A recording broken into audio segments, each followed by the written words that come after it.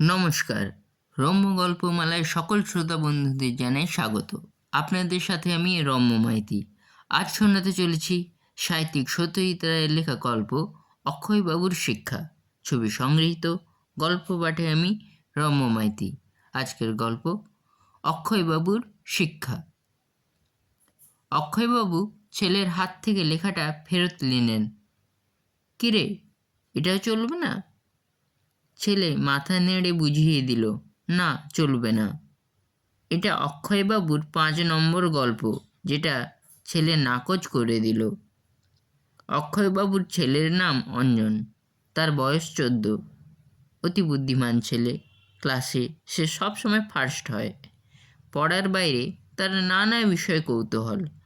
অক্ষয়বাবু নিজে লেখক নন, তিনি রিজার্ভ ব্যাংকের একজন মধ্যপদস্থ কর্মচারী। তবে তাঁর বহুকালের শখ ছোটদের জন্য গল্প লেখার।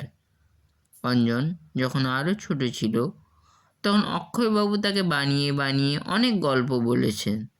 তখন ছেলের ভালোই লাগতো, কিন্তু এখন সে শেয়ানা হয়েছে, সহজে সে খুশি হবার পাত্র নয়। তাহলে এটা ফুলঝুরিতে পাঠাবো না বলছিস? পাঠাতে পারো। সম্পাদকের পছন্দ হলে উনি নিশ্চয়ই ছাপবেন। তবে আমাকে গল্প তুমি 3-4 বছর আগে বলেছ। আমার কাছে এতে নতুন কিছু নেই। তাহলেও পাঠিয়ে দেখি না? দেখো, কিন্তু তার আগে আমি লেখাটা কপি করে দেব। তোমার হাতের লেখা পড়া যায় না। ছোটদের জন্য ফুলঝুরি মাসিক পত্রিকা বছরখানেক হলো বেরোতে আরম্ভ করেছে, আর এর মধ্যেই ছেলে মেয়েদের মন কেড়ে নিয়েছে। অক্ষয়বাবু শুনেছেন কাগজটার নাকি 75,000 কপি ছাপা হয়, আর একটাও বাজারে পড়ে থাকে না। প্রেসের যন্ত্রপাতি নাকি সদ্য বিদেশ থেকে আনা হয়েছে। সম্পাদকের নাম সুনির্মল সেন। তিনি নাকি সব লেখা নিজে পড়েন এবং যা বাছাই করেন তা একেবারে ফার্স্ট ক্লাস। ছেলেদের পত্রিকা তো সব সময়ই ছিল, এখনও আছে। তাহলে ফুলঝুরিতে লেখা ছাপানোর জন্য অক্ষয়বাবু এত ব্যস্ত হয়ে পড়লেন কেন? তার কারণ তিনি খবর নিয়ে জেনেছেন যে ফুলঝুরি একটা গল্পের জন্য 500 টাকা দেয়। অক্ষয়বাবুর রোজগার তো অঢেল নয়, তাই মাঝে মাঝে এই বাড়তি আয়টা হলে মন্দ কি? অঞ্জন গল্পটা বাবার কাছ থেকে ফেরত নিয়ে তার পরিষ্কার হাতের লেখায় কপি করে দিল। গল্প পাঠানোর 1 মাসের মধ্যে অক্ষয়বাবু ফুলঝুরি অফিস থেকে চিঠি পেলেন। 4 লাইনের চিঠি। সম্পাদক মশাই দুঃখের সঙ্গে জানাচ্ছেন যে অক্ষয়বাবুর গল্পটি মনোনীত হয়নি। কারণ টারণ কিচ্ছু নেই, একেবারে ছাঁচে ঢালা বাতিল করা চিঠি, যাকে ইংরেজিতে বলে রিজেকশন স্লিপ। অক্ষয়বাবু চিঠিটা নিয়ে ছেলের কাছে গেলেন। অঞ্জন সবে খেলার মাঠ থেকে ফিরেছে। পড়াশোনার মতোই খেলাতেও তার প্রচণ্ড উৎসাহ। তুই ঠিকই বলেছিলি, বললেন অক্ষয়বাবু। গল্পটা ফুলঝুরি নিল না, তাই বুঝি? আমার দ্বারা কি তাহলে এই জিনিস হবে না? গল্প কেন নেয়নি সেটা বলেছে? নাথিং, এই তো চিঠি। অঞ্জন চিঠিটা একবার চোখ বুলিয়ে বলল, তুমি সুনির্মল বাবুর সঙ্গে দেখা করে ওকে জিজ্ঞেস করতে পারো। আমার মনে হয় উনি খুব ভালো লোক। আমি ফুলঝুরিকে 2টো চিঠি লিখেছি, উনি 2টোই ছেপেছেন। কথাটা ঠিক। অঞ্জন তার প্রথম চিঠিটা লিখেছিল ধাঁধাগুলো একটু বেশি সহজ হচ্ছে বলে অভিযোগ জানিয়ে। ফুলঝুরিতে চিঠির জন্য আলাদা পাতা থাকে, সেখানে অঞ্জনের চিঠি বেরোয়, আর তারপর থেকে ধাঁধাগুলো অঞ্জনের মনের মতো হয়। দ্বিতীয় চিঠিটা অঞ্জন লেখে ফুলঝুরিতে ছাপা একটা গল্প সম্বন্ধে। অঞ্জন বলে, গল্পটার সঙ্গে একটা বিদেশি গল্পের আশ্চর্য মিল দেখা যাচ্ছে। এই চিঠিও ছাপা হয়, আর সেই সঙ্গে গল্পের লেখকের চিঠিও বেরোয়। তিনি স্বীকার করেছেন যে গল্পটা একটা বিদেশি গল্পের ছায়া অবলম্বনে লেখা, আর সে কথাটা উল্লেখ না করার জন্য তিনি মার্জনা চেয়েছেন। অক্ষয়বাবু ছেলের কথা স্থির করলেন তিনি সোজা গিয়ে সুনির্মল বাবুর সঙ্গে কথা বলবেন। শরৎ বোস রোডে ফুলঝুরির আপিস। পত্রিকা থেকে ঠিকানা নিয়ে এক শনিবার বিকেলে অক্ষয়বাবু সোজা গিয়ে হাজির হলেন সম্পাদকের ঘরে। ছোটদের পত্রিকার দপ্তর যে এত ছিমছাম হতে পারে সেটা অক্ষয়বাবু ভাবতে পারেননি। সুনির্মল সেনের চেহারাও আপিসের সঙ্গে মানানসই। বয়স 30-35 বয়স, ফর্সা রং, চোখ দুটো বেশ জলজলে। বসুন। সুনির্মলবাবু তার উল্টো দিকে হাল ফ্যাশনের চেয়ারটার দিকে হাত দেখালেন। অক্ষয়বাবু বসলেন। আপনার পরিচয়টা?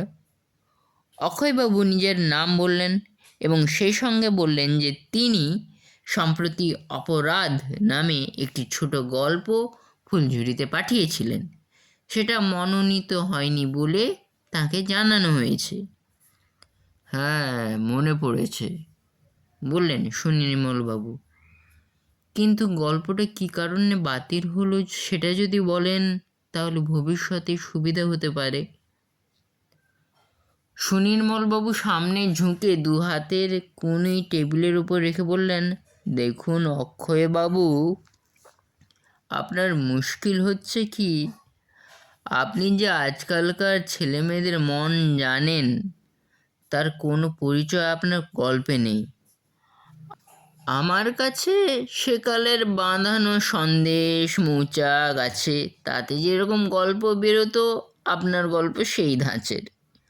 আজকের ছেলেমেয়েরা অনেক বেশি বুদ্ধি রাখে, তারা অনেক বেশি জানে, অনেক বেশি স্মার্ট। আমি 5 বছর স্কুল মাস্টারি করেছি, তখন আমি এইসব ছেলেমেয়েদের খুব ভালো করে স্টাডি করেছি। তাদের মনের মতো গল্প যদি লিখতে পারেন তাহলে তা নিশ্চয়ই আমাদের কাগজে স্থান পাবে। অল্প বিস্তর ত্রুটি থাকলে ক্ষতি নেই, সেটা আমি শুধরে দিতে পারি। সম্পাদকের এই অধিকারটা আছে জানেন বোধ হয়। জানি, মাথায় হেঁট করে বললেন অক্ষয়বাবু।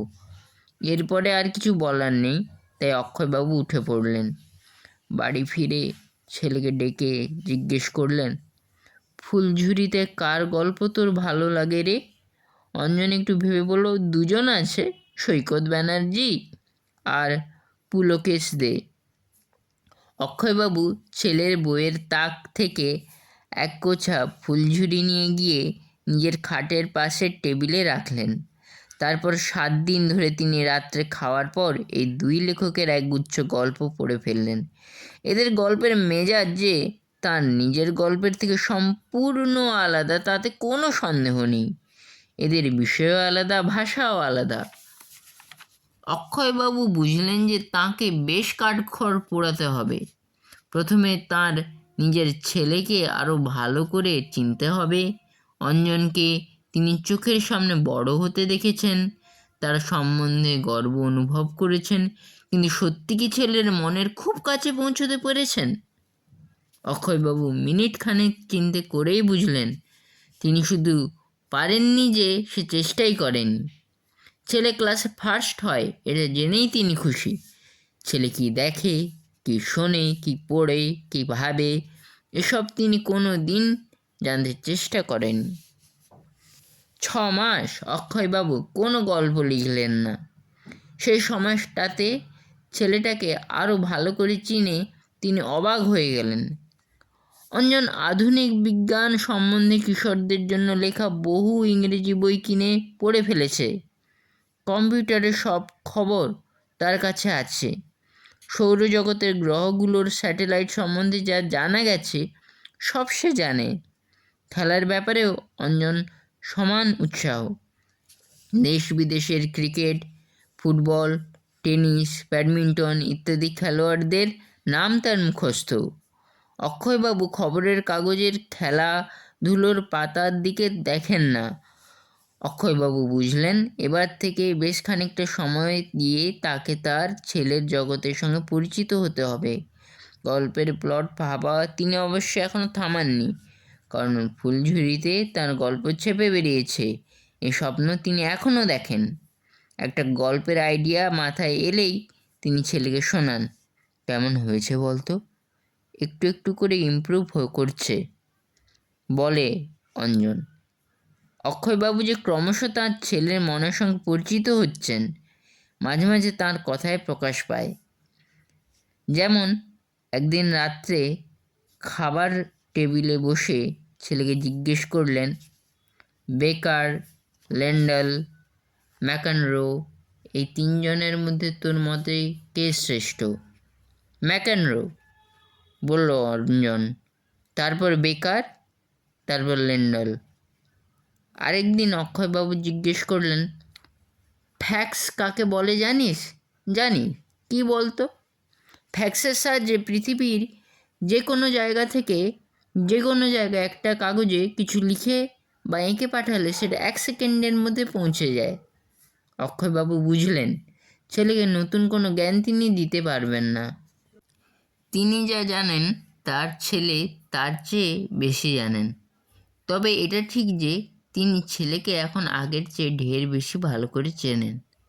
তাহলে কি আবার গল্প লেখা শুরু করা যায়? তিনি কথাটা ছেলেকে জিজ্ঞেস করলেন। অঞ্জন বলে, লেখো না। অবশ্যই ছাপার মালিক হলেন সুনির্মলবাবু। গল্প ভালো হলে উনি নিশ্চয়ই ছাপবেন। এবার না ছাপলে কিন্তু মর্মে মরে যাব, বললেন অক্ষয়বাবু।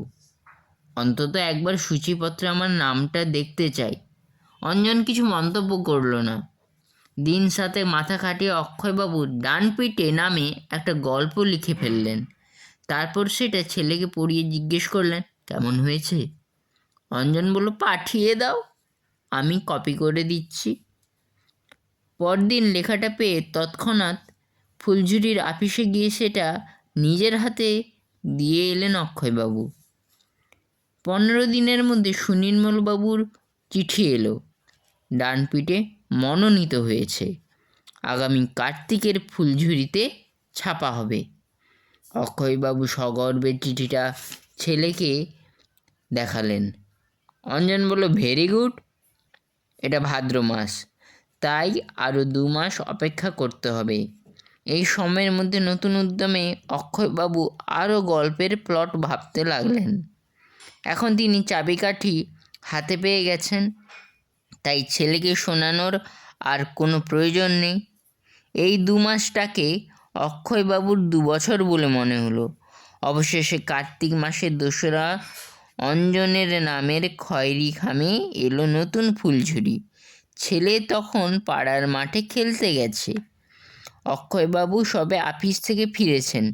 তিনি আর ধৈর্য ধরে রাখতে না পেরে খাম থেকে পত্রিকাটা বার করলেন। প্রথমেই দেখলেন সূচিপত্র। হ্যাঁ, ডান পিঠে রয়েছে 13 পাতায়। সেই পাতায় কাগজটা খুলে দেখলেন তার ওপর দিকে ফুলঝুরির আর্টিস্ট মুকুল গোস্বামীর কাজ, গল্পের নাম, লেখকের নাম আর গল্পের একটা ঘটনার ছবি। ছাপার অক্ষরে তার লেখা দেখতে অক্ষয়বাবুর অদ্ভুত লাগছিল। তিনি 10 মিনিটে গল্পটা পড়ে ফেলে বেশ একটু অবাক হলেন। তিনি যা লিখেছেন তার 12 আনাই আছে, কিন্তু নতুন যে 4 আনা অংশ সেটা একেবারে মোক্ষম। তাতে গল্প অনেক গুণে ভালো হয়ে গেছে। সুনির্মল সেনের বাহাদুরি আছে। কথাটা ভদ্রলোককে না জানিয়ে পারবেন না অক্ষয়বাবু। পত্রিকাটা আবার খামের মধ্যে পুরে ছেলের পড়ার টেবিলের ওপর রেখে একটা ট্যাক্সি নিয়ে অক্ষয়বাবু সোজা গেলেন ফুলঝুরির আপিসে। আবার সেই ছিমছাম ঘর, সেই হাল ফেশানের চেয়ার। এবার খুশি তো? জিজ্ঞেস করলেন সুনির্মল সেন। তা তো বটেই, বললেন অক্ষয়বাবু, কিন্তু আমার আসার কারণ হচ্ছে আপনাকে ধন্যবাদ জানানো। আপনার সুনিপুণ হাতের ছোঁয়া যে গল্পকে আরও কত বেশি ভালো করে দিয়েছে তা বলতে পারবো না। সুনির্মলবাবু ভুরু কুঁচকে তার পাশের তাক থেকে একটা বক্স ফাইল টেনে এনে টেবিলের উপর রাখলেন। তারপর তার উপর থেকে একটা পাণ্ডুলিপি বার করে অক্ষয়বাবুর দিকে এগিয়ে দিলেন। আমার হাতের ছোঁয়া কোথায় আছে বার করুন তো দেখি।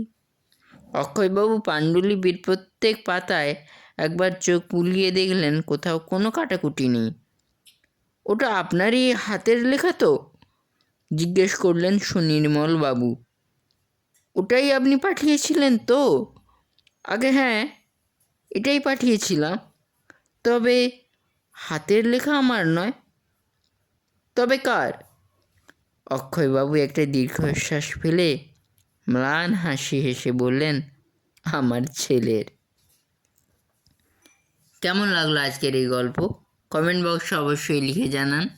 গল্পটি ভালো লাগলে লাইক এবং শেয়ার করতে ভুলবেন না। পরবর্তীকালে নিত্য নতুন নানা ধরনের গল্প কবিতা শুনতে এখনই আমার চ্যানেলটি সাবস্ক্রাইব করে আমার পাশে থাকুন। ধন্যবাদ।